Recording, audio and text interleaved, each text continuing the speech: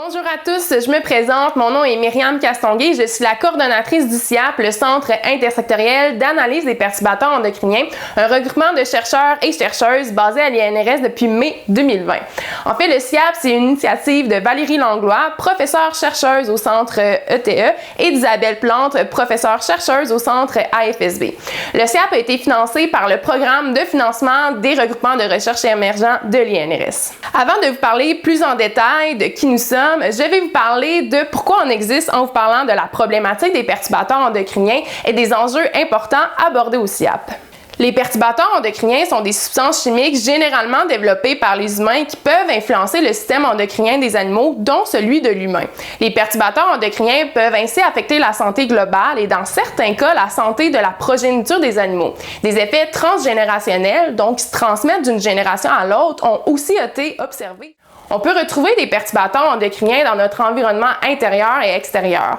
En effet, des perturbateurs endocriniens sont présents, par exemple, dans la peinture et dans les produits domestiques qu'on utilise fréquemment, dont les savons, les crèmes, les bouteilles de plastique et les produits pharmaceutiques. Les perturbateurs endocriniens se retrouvent également dans les pesticides, un autre bon exemple de plus en plus connu auprès du public. Mais comment fonctionne un perturbateur endocrinien et quels sont leurs effets sur les cellules?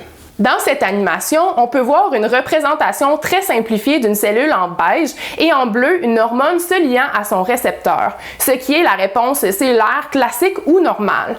Bien qu'on sait maintenant qu'il y a de nombreux autres mécanismes, les perturbateurs endocriniens peuvent se lier aux récepteurs hormonaux comme on voit en rouge. Cette liaison peut altérer la signalisation classique de la cellule. Les perturbateurs endocriniens peuvent donc bloquer ou induire une fonction biologique non désirée dans le corps. Concernant leurs effets sur la santé, maintenant, on sait que les perturbateurs endocriniens n'agissent pas seulement sur le système endocrinien, mais ont aussi d'autres effets sur la santé. Ils peuvent notamment affecter la capacité de reproduction, l'obésité, le métabolisme, le développement, les maladies cardiaques et d'autres maladies, et même causer des malformations congénitales. Donc, l'un de nos plus grands défis est de changer la façon dont la législation est élaborée lorsqu'il s'agit d'un perturbateur endocrinien.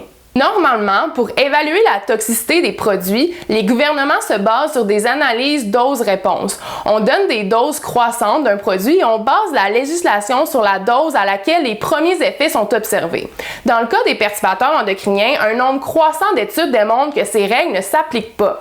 Les doses plus basses que celles déterminées par les études dose-réponse peuvent avoir des effets. Surtout dans le cadre d'une exposition prolongée ou lorsque les individus sont exposés à des périodes plus sensibles de leur vie.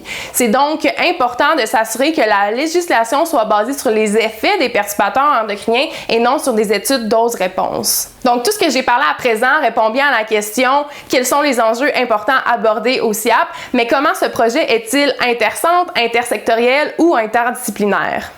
Premièrement, le CIAP est un regroupement intercentre. En effet, en plus des deux co-directrices qui sont de deux centres différents, nous avons pu avoir la participation de 3 autres professeurs de l'INRS au sein de notre comité scientifique. Leur mandat est d'assurer la planification scientifique du regroupement. Ces professeurs sont Jean-François Blais, qui est professeur-chercheur au centre ETE et qui est responsable de notre thème de recherche numéro 1. Géraldine Delbès, qui est professeure-chercheuse au centre AFSB, qui est responsable de notre thème de recherche numéro 2.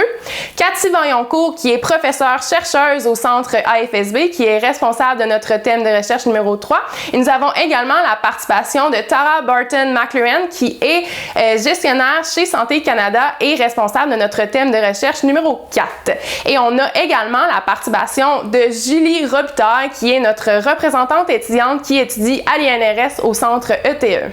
En plus de la participation de professeurs de l'INRS au sein de notre comité scientifique, le CIAP compte parmi ses membres réguliers 16 professeurs de l'INRS provenant des centres ETE et AFSB et 19 étudiants de l'INRS provenant également des centres ETE et AFSB.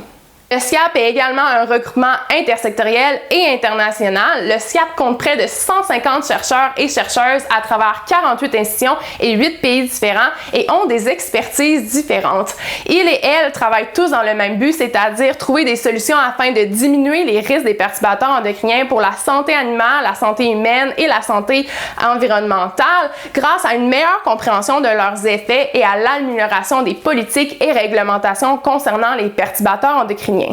Donc, certains de nos membres concentrent leurs travaux de recherche sur la santé animale et environnementale, d'autres sur la santé humaine, sur le traitement de l'eau, sur la chimie analytique, l'épidémiologie, les politiques environnementales ou tout autre secteur d'intérêt concernant la problématique des perturbateurs endocriniens. Principalement, la recherche au SIAP se regroupe en 4 thèmes de recherche. La détection, le suivi, la modélisation et le traitement des perturbateurs endocriniens, la perturbation de l'axe reproducteur, les autres perturbations physiologiques et les stratégies et mises en œuvre de la réglementation environnementale. Le SIAP est donc à la fois intercentre, intersectoriel et international. Mais comment ce projet contribue-t-il à changer le monde? En fait, la mission du SIAP est d'informer, d'assister et de servir de ressources aux instances gouvernementales, aux OBNL, à l'industrie, ainsi qu'à la population afin d'identifier, reconnaître, quantifier et gérer les perturbateurs endocriniens. Et c'est justement en rassemblant des chercheurs et des chercheuses s'intéressant à la problématique des perturbateurs endocriniens qu'on va être en mesure d'améliorer nos connaissances et d'améliorer la réglementation concernant les perturbateurs endocriniens, tant au niveau national qu'international, et ainsi on va être en mesure de réduire les risques sur la santé humaine, la santé animale et la santé environnementale associées à la présence des perturbateurs endocriniens dans notre environnement. Pour plus d'informations concernant le Centre intersectoriel d'analyse des perturbateurs endocriniens, je vous invite à consulter notre site internet et à vous abonner à nos différents réseaux sociaux. Merci beaucoup pour votre écoute et merci à l'INRS pour son financement et pour son support constant.